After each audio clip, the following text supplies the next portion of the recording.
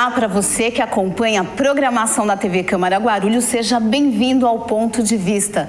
E no programa de hoje nós vamos falar sobre música instrumental, orquestra e aptidão musical, tudo isso com o maestro Celso Franchini, do Conservatório Municipal de Guarulhos. Está curioso? Não saia daí, porque o Ponto de Vista começa daqui a pouco.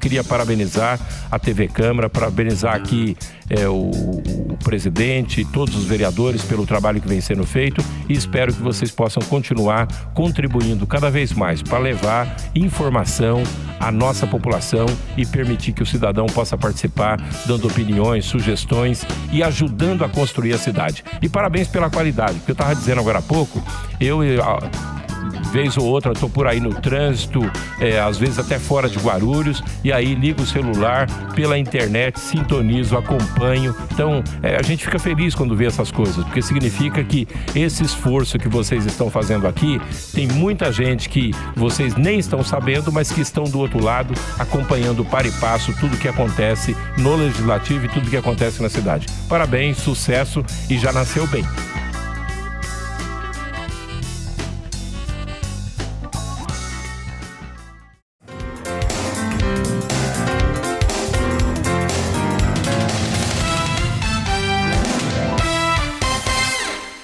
Seja muito bem-vindo ao Ponto de Vista, maestro Celso Franchini. Isso. Eu que agradeço a oportunidade de estar falando aqui na TV Câmara, porque é sempre importante a gente poder não só destacar o trabalho que nós fazemos na cidade, mas mostrar o potencial musical que essa cidade tem. Inclusive, falando em potencial musical, o senhor fundou a Orquestra de Câmara de Guarulhos. Conta pra gente como que foi todo esse processo de fundação e em que ano que isso aconteceu? Então, o Guarulhos, como nós estávamos falando, tem um potencial artístico muito forte, mas que ficou muito tempo sem se revelar. E nessa situação em que você vai buscando os caminhos e tudo mais, você vai achando as pessoas adequadas para fazer o trabalho. Mas esse é o trabalho de garimpagem. Então, no começo foi muito difícil, porque como não havia uma tradição, você tinha que começar a chamar as pessoas, elas tinham que começar a se agregar, começar a imaginar o trabalho. Então, em 98 foi que começou esse movimento mais forte, e naquele momento nós conseguimos juntar 6, 7 pessoas. Mas foi uma coisa que foi crescendo aos poucos, até que em 2001 nós conseguimos começar realmente a chamar a atenção, foram chegando mais músicos, principalmente das igrejas de Guarulhos, e aí que nós começamos realmente a formar esse movimento orquestral na cidade com a Orquestra de Câmara do Conservatório. Então quer dizer que a principal fonte, né, de músicos, no caso da Orquestra de Câmara, foi pessoas que costumam tocar em igreja? Esse é um perfil da cidade ou não? Olha, eu não vou dizer para você que é o único, mas é um perfil forte, porque muitas igrejas têm uma tradição musical muito já marcante na cidade, e principalmente com instrumentos de orquestra. Então, quando nós fizemos a orquestra, foi, vamos dizer, um atrativo muito forte para eles, porque era praticamente a única oportunidade que eles tinham de executar um repertório que não é o repertório usual da igreja. Então, isso chamou muita atenção. E hoje nós temos, eu poderia destacar vários componentes da época que hoje estão fazendo parte de orquestras profissionais no Brasil inteiro. Por exemplo? No Recife, na Orquestra Sinfônica de Recife, na Orquestra da USP, a Orquestra de Ribeirão Preto, a Orquestra Jovem de São Paulo, tem vários. E eu sempre falo isso, que eu fico muito orgulhoso de ter feito parte da história desses músicos hoje. É claro, né? Uma evolução, né? Principalmente tem muitos músicos que vão buscar conhecimento em outros países, né? Principalmente no leste europeu, eles têm uma tradição forte, né? A Áustria também tem uma tradição muito forte de música instrumental. Olha, inclusive, componentes antigos nossos, que hoje fazem parte da Orquestra Jovem do Estado de São Paulo, viajaram já 2 vezes para a Alemanha no ano passado. E esse ano eu fiquei sabendo que eles vão viajar para a França e para a Holanda. Então você percebe que um espaço relativamente pequeno de tempo, a perspectiva que se abriu para esse pessoal. Com certeza, né? Importante, na verdade, a gente está falando de formação, né? De iniciação. Agora, até para esclarecer o nosso telespectador, o nosso internauta, qual que é a diferença de uma orquestra para uma orquestra de câmara? Olha, às vezes são coisas meio sutis, né? Se costuma formalmente dizer que é pela quantidade de componentes, mas isso é uma distinção um pouco vaga. Na realidade, você poderia chamar assim, orquestra de cordas, que é o caso da camerata, então você teria violinos, violas, violoncelo e contrabaixo. Você teria uma orquestra de câmara, que aí você teria agregados mais alguns instrumentos de sopro, metais, madeiras, e a orquestra sinfônica. Logicamente, existe uma diferenciação de quantidade. Você pode ter uma orquestra de cordas com 15 elementos, com 20 elementos, mas uma orquestra sinfônica, por exemplo, a do Estado tem mais de 100. Então, existe uma variedade de instrumentos maior e automaticamente, meio que relativamente, acontece uma quantidade também de músicos que aumenta. Bom, o senhor tem esse trabalho no Conservatório Municipal de Guarulhos, né, Orquestra de Câmara, mas também tem um trabalho que é a Camerata Guarucordas, né? Isso. E conta pra gente também como foi a criação da Camerata, o que é a Camerata Guarucordas? Olha, dentro dessa perspectiva, que só para você ter um parâmetro, eu estou aqui no Conservatório há 26 anos. Em maio agora eu completei. E eu sempre notei a ausência de um trabalho mais forte na cidade em termos de uma efetividade, que pudesse realmente ter uma continuidade, um trabalho que fosse crescendo e fosse realmente, como eu coloco no meu release, que pudesse mostrar para esses alunos que existe uma possibilidade de encarar a música como profissão. E não simplesmente como, muitas vezes, uma matéria importante na formação, mas que, num determinado momento, é deixada de lado para você fazer medicina, engenharia e outras profissões. Então, a Camerata, ela surgiu, esse é o motivo principal, que pudesse chamar músicos que executassem um trabalho permanente, crescente, cada vez com maior qualidade, e que, ao mesmo tempo, pudesse mostrar para a população da cidade que Guarulhos é uma cidade importante, que é uma cidade que tem potencial, e eu já não diria nem mais potencial, que está realizando já esse trabalho musical de mais peso, e que a partir dessa camerata realmente, e outros trabalhos que depois a gente pode falar, realmente se efetivou na cidade. Isso foi muito importante exatamente por esse aspecto. Tanto que você vê, hoje nós estamos comemorando esse ano 10 anos de trabalho com a Camerata Guarucordas. E o que vai haver nessa comemoração? Vocês vão fazer algum concerto? Então, nós temos, dentro de um projeto que nós estamos, depois nós vamos falar um pouco mais, no dia 8 de junho, nós vamos estar fazendo um concerto comemorativo desses 10 anos. E vai ser aqui no centro de Guarulhos, na Associação Paulista de Medicina. Então, nós vamos preparar um concerto especial com obras mais marcantes, exatamente para poder comemorar com bastante alegria esse momento nosso. E só onde fica a associação? A Associação Paulista de Medicina fica aqui na Rua Darcy Vargas. Ela fica entre a parte de trás ali do Extra e a ACM. Um pouquinho depois, uma rua depois ali da Justiça do Trabalho. E para as pessoas que ficarem interessadas em estar, participar desse evento, que horário que ele vai acontecer? Então, esse evento, ele começou, nós estamos já, no dia 8 vai ser a terceira edição, e ele começou dentro de uma ideia em que Guarulhos também, vamos dizer assim, está começando a se acostumar, né? Porque ele acontece às 11 da manhã. E é um horário que, normalmente, assim, para uma atividade que começa, é um horário um pouco estranho.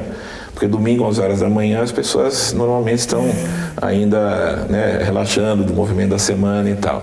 Mas, ao mesmo tempo, é interessante, porque a pessoa levanta, toma o seu café, assiste um concerto e já almoça, passeia com a família, tem um domingo muito mais alegre, muito mais prazeroso do que se ficasse em casa, às vezes vendo televisão, né?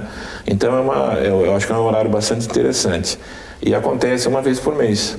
Então, nós tocamos a segunda edição agora no dia 13, dia 18, né? E vamos tocar agora dia 8, a terceira edição desse projeto Música em Sua Vida. E como que foram as duas primeiras edições, né? Houve uma frequência, uma boa frequência de público? Qual que era o perfil das pessoas que realmente vão assistir ao concerto? Olha, eu acho interessante a sua pergunta, porque ainda existe uma visão errada com relação ao que é chamada música erudita, né? Se qualifica muito a música erudita em função de uma suposta elite que teria acesso, que se contrapõe a uma outra parte da população. Isso não existe. Tanto é que você vê que todos os lugares que nós vamos não tem essa questão da distinção de você perceber que a pessoa tem mais ou menos conhecimento. As pessoas têm sensibilidade. Vou te dar um exemplo. No sábado, agora anterior a esse concerto de domingo que nós fizemos, nós fomos fazer como se fosse um flash mob ali no Shopping Internacional. E foi uma coisa assim muito rápida, né? O pessoal juntou ali perto da praça de alimentação.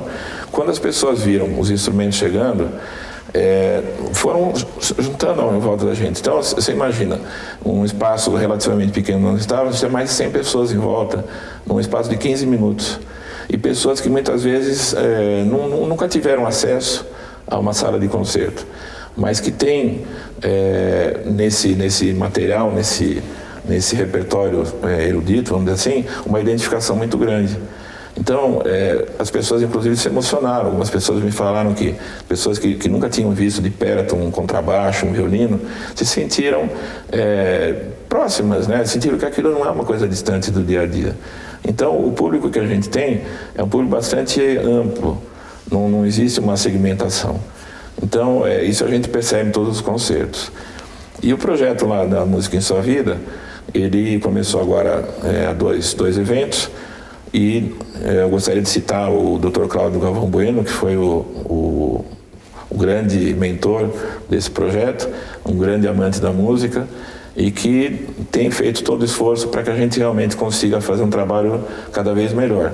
E nós temos tido uma frequência boa para um projeto que começou agora num lugar onde não havia tradição de fazer. Nós temos uma frequência mínima de 70, 80 pessoas nessas duas edições, que já é uma coisa muito boa, se você considerar que é um projeto que está começando. Claro. Só uma dúvida, né, que o senhor pode tirar para a gente. O que é o senhor falou que vocês foram fazer um flash mob, é isso? O que é o flash mob? Então, esse é um processo, um procedimento já, acho que é meio corriqueiro na Europa e Estados Unidos. É como se fosse aqui. De repente, estamos conversando e vão chegando os músicos e vão tocando. Aos pouquinhos eles vão chegando, depende do que você vai fazer, pode ter um coral, e eles apresentam uma peça musical de impacto, exatamente para criar esse momento em que as pessoas não estão esperando que aconteça, e você faz um trabalho musical que chama atenção e que emociona, que comove, enfim. Mas é uma coisa assim, que dura 10, 15 minutos. É uma coisa realmente de momento. Você está falando da música erudita, né? Toda vez que a gente fala nisso, a gente lembra, né, das sinfonias, do Beethoven, do Mozart. Eu acho que quando a pessoa lembra de orquestra, ela relaciona muito a orquestra a esse tipo de música. E eu dei dando uma olhada nos vídeos, né, da Camerata, e eu vi vocês tocando Aquarela do Brasil, Marcha Soldado. Marcha Soldado é uma música, né, do imaginário da infância, acho que de todo mundo, né?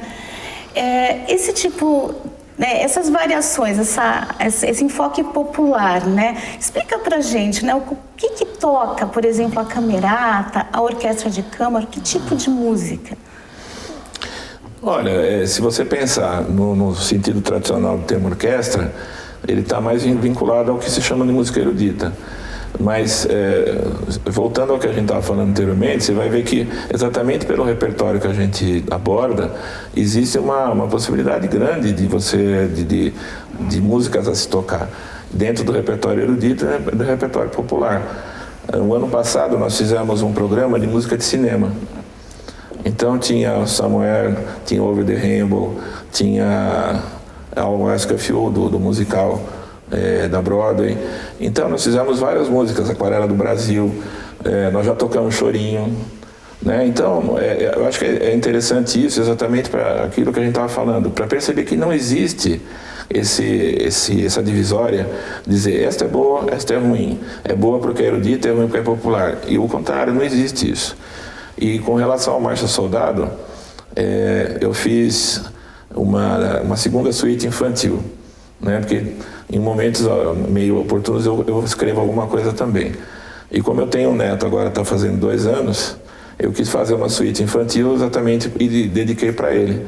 Então essa Marcha Soldado faz parte dessa suíte. E foi muito legal, porque até pelo ambiente, meu neto foi lá e tudo mais, foi muito bom. Criou uma intimidade muito grande entre a orquestra, o público, e se mostrou que não existe essa separação realmente, né? Então foi muito legal. Nós não temos problema nenhum em abordar repertório popular, o chamado popular erudito.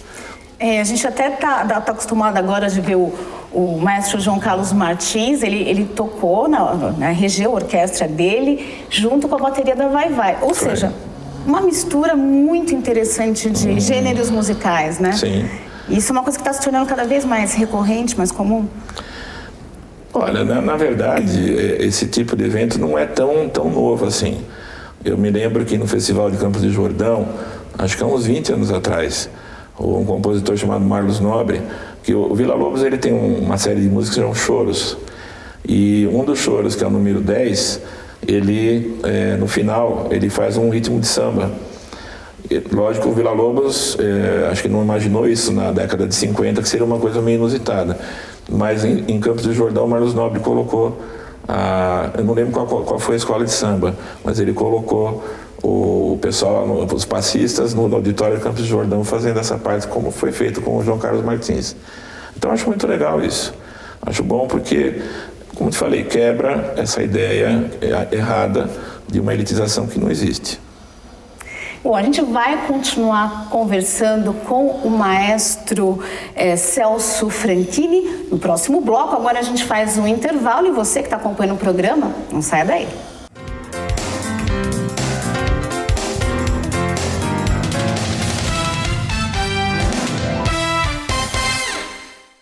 Para você que acompanha a programação da TV Câmara Guarulhos, eu tenho um convite.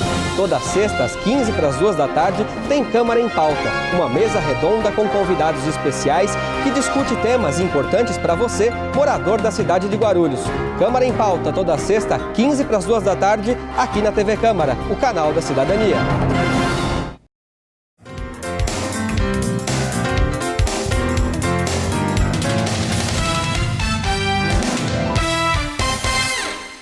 De volta com o Ponto de Vista, eu entrevisto o maestro Celso Franchini. Maestro, no primeiro bloco a gente falou muito sobre música, iniciação musical, né, a orquestra de câmara. Queria falar um pouquinho sobre aptidão musical. É preciso ter dom ou ter vontade de aprender música? Olha, eu posso dizer, isso é uma frase comum no nosso meio. Se diz assim, que o trabalho musical é 99% transpiração e 1% de inspiração. Então, acho que mais ou menos isso resume a ideia.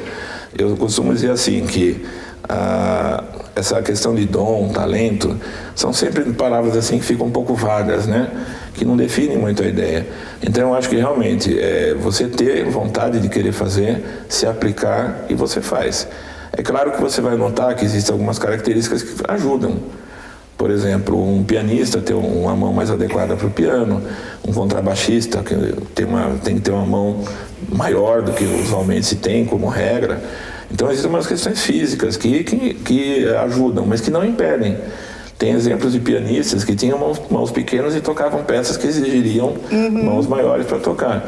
Então, é por isso que eu falo, é muito relativa essa questão de talento e dom. Eu acho que mais realmente é a questão da vontade de fazer, de se aplicar, porque a música, como a gente está falando agora, a música está nas pessoas de uma maneira bastante viva. Você pode seguir, estudar profissionalmente ou não, mas mesmo assim você aprecia. Então, acho que é uma coisa que é inata. Não tem assim aquela questão de falar assim, olha, essas gostam, essas não gostam. Acho que a música toca a todo mundo. Eu fiz essa pergunta porque muita gente fala assim, olha, aquele menino, ele nem foi para a escola, ele aprendeu a tocar violão de ouvido. Tem pessoas que têm uma facilidade, né, de aprender a tocar instrumentos, ou então de realmente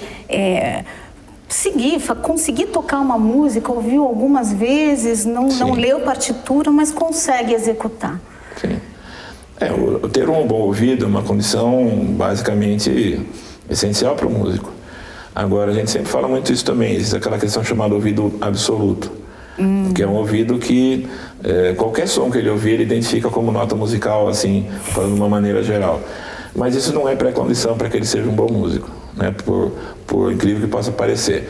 Na história tem vários exemplos de grandes compositores músicos que não tinham ouvido absoluto e foram grandes músicos. Dê algum exemplo para a gente, por favor. Schumann, por exemplo. Robert Schumann. Ele foi um compositor alemão do século XIX, escreveu peças para orquestra, para piano, para várias formações. Tinha um ouvido afinado, sem dúvida, mas não tinha o chamado ouvido absoluto, essa certeza máxima, né, de uma afinação, de uma precisão da frequência sonora. E trabalhou bem. Então o ouvido absoluto não é uma condição prévia, mas é bom que você tenha um ouvido afinado, porque isso te ajuda a caminhar no trabalho musical. E a sua iniciação musical, como é que foi? E quando foi? Olha, eu sempre falo assim que, eu dou até risada às vezes, porque eu sou do tempo dos incríveis. O que é esse tempo dos incríveis? Da década de 60. Isso faz tempo, né? Então existiam aqueles conjuntos, os incríveis, Renato e seus Blue Caps, né? Acho que a maioria das pessoas nem lembra mais disso. E por conta disso, eu tinha 10, 11 anos, 12 anos, lógico que existe uma influência.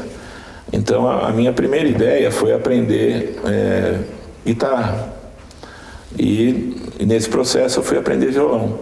Eu já tinha 2 irmãos que estudavam música e entrei no conservatório para aprender violão.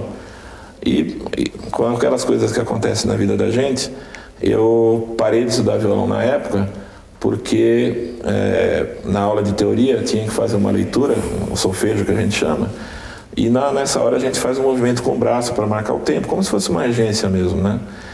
E eu falo sempre isso, né? Como eu sou tímido e as pessoas não acreditam, eu fiquei muito envergonhado de fazer isso na frente dos colegas, dos alunos, e parei de ir na aula. Isso foi em 68, 69, qualquer coisa por aí. E eu só voltei a estudar música em 74.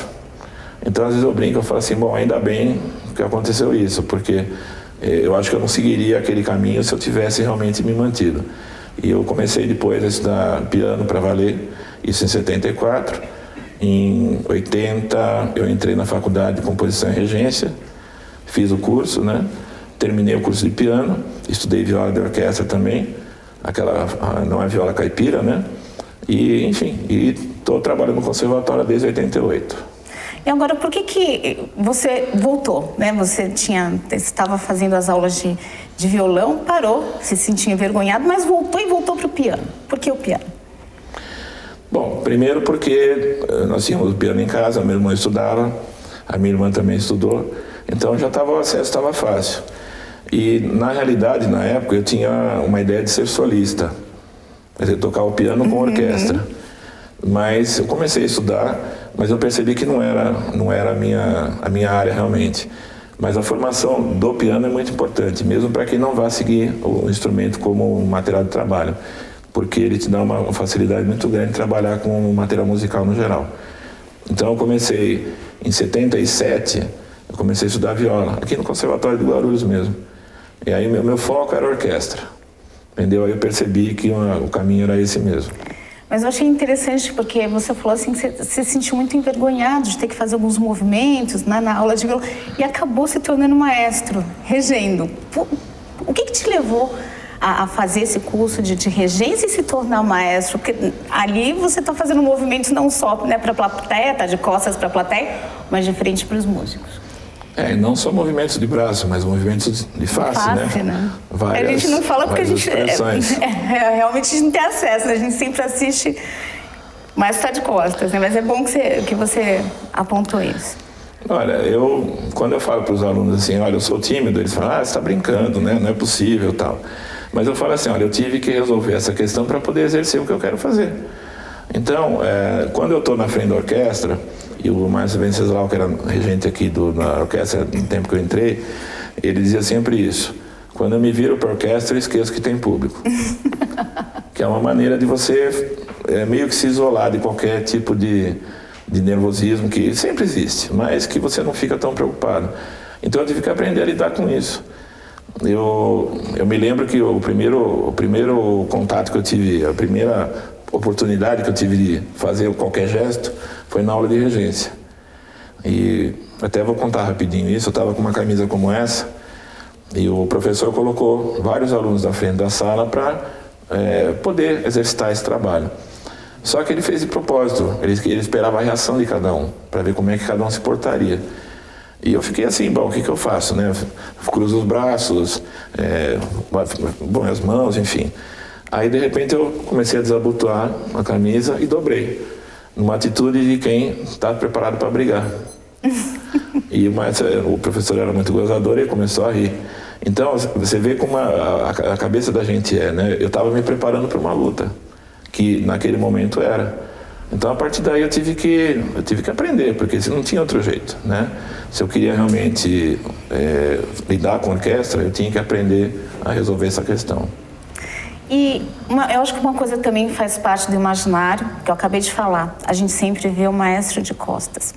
E a gente vê parte dos movimentos que ele faz. Como que é essa interação do maestro com os músicos? Porque os músicos, eles estão ali tocando, tem as partituras, eles olham para a partitura, olham para o maestro. Como que funciona essa conversa entre os músicos e o maestro? Olha, acho que parte do seguinte princípio. O maestro, ele se você imaginar um pianista que vai fazer uma apresentação, ele é o intérprete. Ele não é responsável no momento de ensinar o músico a tocar música, a ler a música. O músico tem que saber fazer isso. Então o trabalho do maestro é simplesmente organizar o trabalho musical, equilibrar os vários naipes da orquestra, quer dizer, chegar numa expressão que ele acha adequada para aquela música. Tanto é verdade que já há várias apresentações, que nós fazemos vários ensaios, eu saio da frente da orquestra, a orquestra toca sozinha. E algumas vezes eu não falo que eu vou fazer isso. Então os músicos olham para mim meio assustados assim, mas eles tocam. E eles conseguem tocar por quê? Porque eles sabem ler, interpretar aquilo que está escrito. O meu trabalho, essencialmente, é feito no ensaio. No momento da orquestra, eu sempre digo assim, o maestro é uma antena entre a orquestra e o público. Então, a gestualização do maestro, a expressão que ele usa, serve para mostrar para o público uma imagem daquele som, daquele momento que está acontecendo, musicalmente falando. Agora, existe uma série de códigos, né? O próprio gesto em si é um código para o componente da orquestra saber em que momento da música ele está, em que momento daquele trecho está acontecendo. É um momento de silêncio, você pode fazer um silêncio usualmente como se faz, um corte, um momento de começar. Então existe uma série de códigos que são utilizados assim, que são meio que intuitivos, né, muitas vezes, mas que servem de comunicação entre o maestro e a orquestra. Aproveitando que a gente está de frente, né, a gente está vendo o maestro de frente, tem um movimento, né, que eu acho que talvez é o mais comum quando a gente pensa em maestro e orquestra, é esse movimento. O que significa esse movimento? Bom, se você, como eu te falei, é um código básico, né, para várias situações. Quando você vai começar a música, a gente chama de tempo forte, o gesto tem que corresponder com a mão para baixo. Por quê? Porque é um movimento de força. Então, quando você faz um movimento para baixo, significa que você está no começo daquele momento musical, no começo do compasso. Quando você está com as mãos para os lados ou para cima, você está no momento mais fraco, mais leve da execução musical. Então, esse código que eu te falei, se você faz esse movimento para baixo, ele sabe que é o começo do compasso. E daí para frente, vai seguindo a escrita musical e acompanhando com o gesto. Você tem um gesto, por exemplo, você faz isto, que é o corte. Né? Você faz ou com a mão ou com a própria batuta. Quando você quer fazer um volume sonoro aumentar, você faz esse movimento, ou abaixar. Então, não são segredos assim, não é nada assim que fique difícil de você entender exatamente o que é. Só aproveitando a oportunidade, né, gente? A gente está de frente com o maestro justamente para aprender, tentar decifrar alguns desses códigos.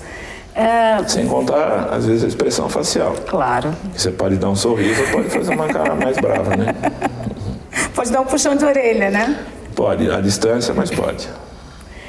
E a gente falou sobre o conservatório musical, o senhor inclusive falou que fez cursos lá, né? Hoje em dia, como que está a procura do conservatório e quais são os cursos mais procurados? Olha, como eu falei para você, eu estou há 26 anos no conservatório, então eu acompanhei muito dessa história da escola e posso assim testemunhar para você a evolução que ela teve nesse tempo todo. Como a gente falou no início, né, Guarulhos tem uma pequena tradição que está meio escondida, mas não tem uma força grande aí no aspecto dessa formação, que melhorou muito. Então, hoje você tem uma procura no conservatório bastante grande. Você tem, se oferecem vários instrumentos para os alunos poderem estudar, muitos de orquestra. Você tem vários projetos dentro da escola, que são a camerata de cordas, a orquestra de câmara, grupos de choro, de percussão, coral. Então você tem uma atividade muito grande na cidade que começa a movimentar culturalmente todo o município, mas que ainda existe um campo muito grande para ser aberto. Eu acho que a gente está caminhando bem. Né? De alguns anos para cá houve um incremento dessa atividade cultural, um apoio maior, e nós conseguimos fazer que o nosso trabalho realmente tenha um peso maior na cidade. Então acho que a evolução agora que está acontecendo vai realmente daqui a algum tempo ser bastante marcante. E quem por acaso está assistindo, está acompanhando o nosso programa e ficar interessado em conhecer, em fazer os cursos do Conservatório Musical, o que essa pessoa deve fazer? Olha, o Conservatório ele faz todo final de ano uma seleção, né? Em que os alunos se inscrevem. Sempre se diz assim, o pessoal fala assim, em agosto telefona para saber do processo de inscrição. Normalmente é em outubro. Então o aluno se inscreve, hoje é via internet, e faz a sua inscrição e marca a data da sua prova, já é tudo certinho. Ele faz esse teste, é uma classificação na verdade, então dependendo da sua classificação ele consegue entrar no conservatório e vai participando do processo. Isso acontece no final do ano o teste e ele entra em fevereiro, normalmente começam as aulas. E o curso é gratuito. Olha, então uma ótima notícia para você que está interessado. Só gostaria de falar alguma coisa para encerrar aqui o nosso programa, falar um pouquinho, até dar os dados aí da camerata. Olha, como eu falei para você no começo, esse trabalho que nós fazemos, seja no conservatório como a Camerata Guaru Cordas, ele visa exatamente criar essa ambientação cultural na cidade, que para mim tem uma significação muito grande em termos de cidadania. Né, para que a população de Guarulhos se sinta também capaz de produzir cultura e consumir cultura de qualidade. Então, eu gostaria realmente como eu falei nisso, também agradecer, porque esse trabalho que vocês fazem, dando oportunidade para a gente falar, abre caminho para que a gente possa expandir esse trabalho, para que as pessoas possam falar, puxa, existe um conservatório na cidade, existe uma atividade musical, eu vou começar a participar. Acho que essa é a grande fundamentação do nosso trabalho. Eu falo sempre isso, o artista sem público não é artista. Então essa interação é muito grande. Então o trabalho do conservatório, que é muito importante, com esses vários grupos que tem, com o incremento da cultura que está acontecendo e com o trabalho que nós fazemos, eu acho que é essencial.